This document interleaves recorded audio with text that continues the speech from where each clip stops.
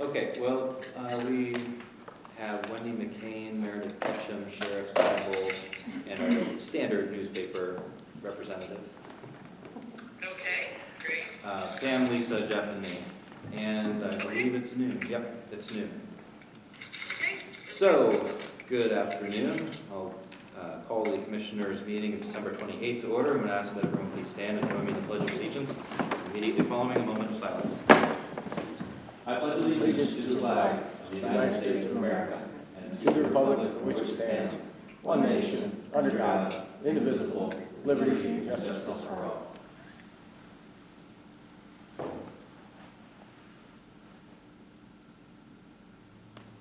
Thank you. Please note that this meeting is being recorded and anything said at the meeting becomes part of public record. There have been no executive sessions held since the last time we met, and there's no correspondence that we thought needed to be brought before the public. At this time, I would ask if there's any public comment. Okay, hearing no public comment.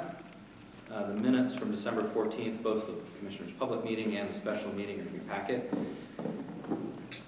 Hearing no revisions, we'll move on to the finance report. As of today, we have $2,933,680 in our bank accounts. $1,246,246 is in our savings. Very good, thank you. Any questions for fiscal? Hearing none, we have one proclamation on the agenda today, which is for National Law Enforcement Day, which is coming up in a couple of weeks. Representing law enforcement today, we have the sheriff, and I think the only thing I'd like to say, to certainly turn the floor over to you, Sheriff, would be sometimes we don't know how best to thank our law enforcement personnel, and I think it starts with a simple thank you, like literally stopping them and saying thank you, writing a note, or even giving a call. I'm not saying to disrupt their day or whatever, but it doesn't need to be elaborate cookies or anything like that. A simple thank you is a good first step. I would agree, Commissioner. Most people, myself included, aren't in this business for the grandiose thank you. We do it because that's kind of what we're born to do. We don't expect it, but just that simple thank you or a wave in the police car, the sheriff's office, when you see us in uniform or you see us out eating supper, just a simple wave and an acknowledgement of thanks for what you do is more than plenty. But I agree with you. Thank you. Very good. Do we want to take a picture with the sheriff? We can, yeah. Yeah, let's do it. Absolutely.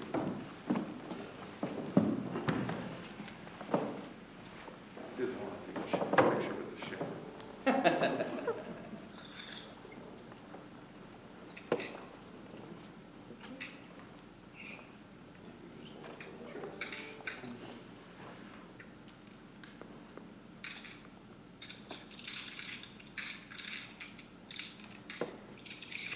Good. Thank you very much. Thank you. Appreciate you coming up, Sheriff. Thanks for your recognition. This time I'd ask for a motion to approve the consent agenda, which would include those minutes from December 14th, the finance report, and the proclamation. So moved. Second. I'll second. Okay, seconded by Commissioner Durbin. Any comments? Hearing none, all those in favor, please state aye. Aye. Aye. Opposed, nay. The ayes have it. Thank you very much. There's no old business on the agenda. The first item on the agenda for today is an agreement with Dr. Horner's office for inmate medical care. However, the solicitor has requested more time to make a couple of minor amendments to it, so I'd ask for a motion to table. I make a motion to table the approval of the 2023 agreement with Lonnie Heeter and Dr. I'll second that. Motion made and seconded. It's non-debatable. All those in favor, please state aye. Aye. Aye. Ayes have it. Tabled. We have several reappointments for various commissions and authorities of the county, including the Planning Commission, Zoning Hearing Board, and the Redevelopment Authority. Would the Chief Clerk please read off the recommendations?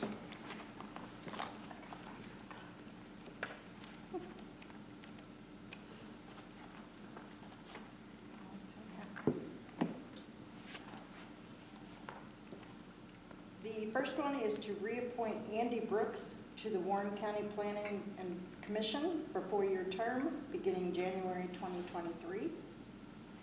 The second one is to reappoint Jeff Zartney to the Warren County Planning Commission, also for another 4 years, starting January 2023.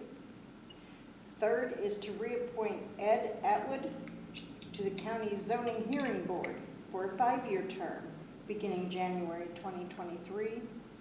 And lastly is to reappoint Robert Hart to the Warren County Redevelopment Authority for a 5-year term, beginning January 2023.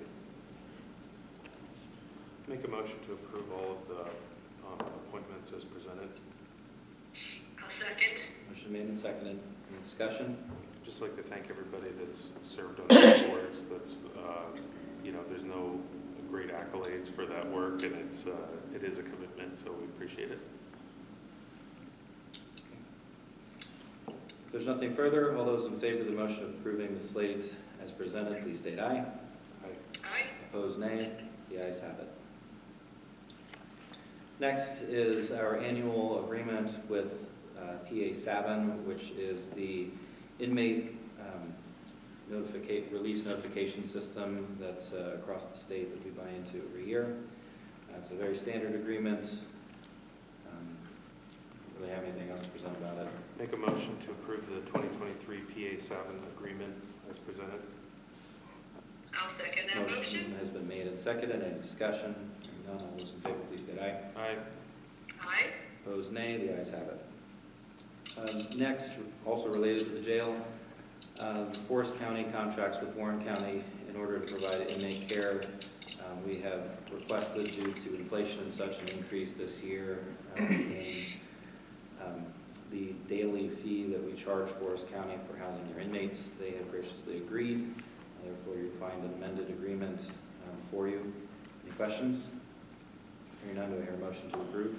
Make a motion to approve the 2023 Forest County Inmate Care Agreement. I'll second that. Motion made and seconded.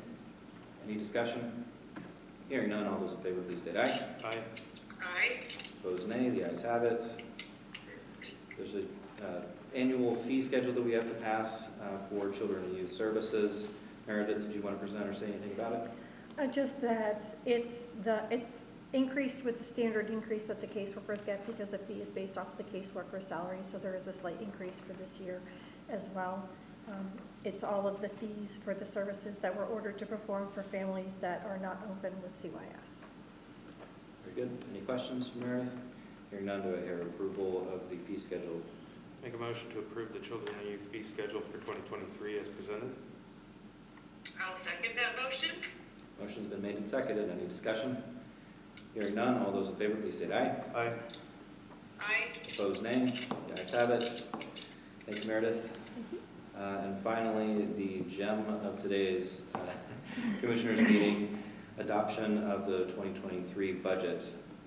As you probably are all well aware, there's a lengthy process that the county code kicks off in September, where we hear from the department heads, and this massive process has been ably performed by Lisa Hagberg. So very big thank you to Lisa and her team for assembling the county budget for the coming year. Lisa, did you want to start off by saying anything about it? It's been out for public review for a couple of weeks. We did have 3 or 4 people come and inspect it, and I'm pretty happy with the product that we're putting forth today.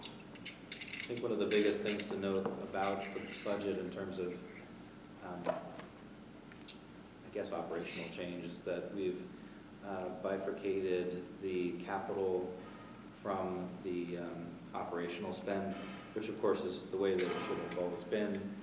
It's one of those things that kind of just got kicked down the road, and I think it was last year you started a separate fund for capital improvement, and then this year is kind of the first where we're officially separating capital from operating, and I think it's an excellent move, which helps us better plan for the future and makes use of information like depreciation and the capital volatility analysis that we've done on our many capital assets and needs that are coming forward. It's probably worth noting that we're not going to have all the funding in order to cover all the capital expenses that need to be covered in the near future, and I certainly don't want to be in the place where, when we came into office, you may recall, we were in a situation where so many things have been deferred, maintenance have been deferred for so long that it ended up costing us more in the long run to fix stuff that was broke, because we were spending good money after fixing bad product, and so we don't want to be in that position again. I think we've done a good amount of work in terms of maintenance agreements and such, but we need to stay on top of the capital needs, especially the HVAC and roofs, because again, those things cost us more in the long run the longer you defer. So although funding isn't clear how it's going to be dealt with all of it this year, we're going to need to prioritize, and it'll be hard. But I think we can come up with some creative solutions to get us out from this bind. As for the operational budget, it's really pretty static. I mean, there are increases, but they're as expected with inflation and wage adjustments and that kind of thing. So nothing out of the ordinary, nothing unexpected in terms of the operating budget. And then the next big step that we'll have to take to do a real comprehensive budgeting process would be to add a cash flow budget, which is something that I know the fiscal office is actively working on.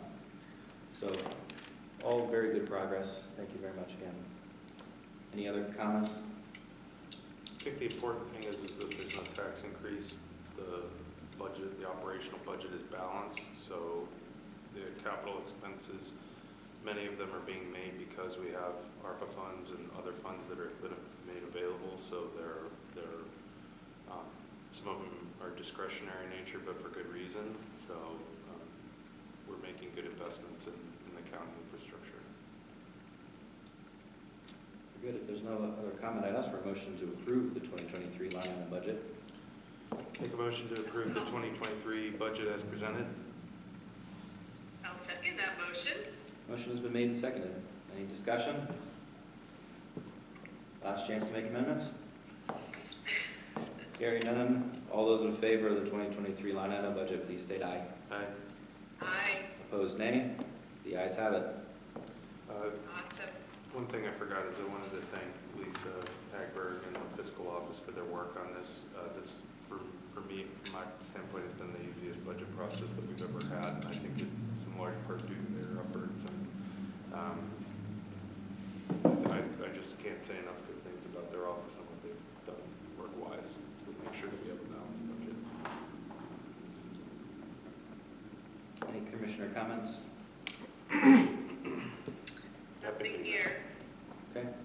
I've been to a lot of board meetings recently, but honestly, I think the Christmas cheer is the main theme this month, so not a whole lot to report. So with that, last chance on public comment. Hearing none, I'd ask for a motion to adjourn. So moved. Make that motion. Third, I'll second, second. whatever. Very good. All those in favor of adjourning, please state aye. Aye. We're adjourned Aye. at 12:15. Thank you, everyone. Thank you.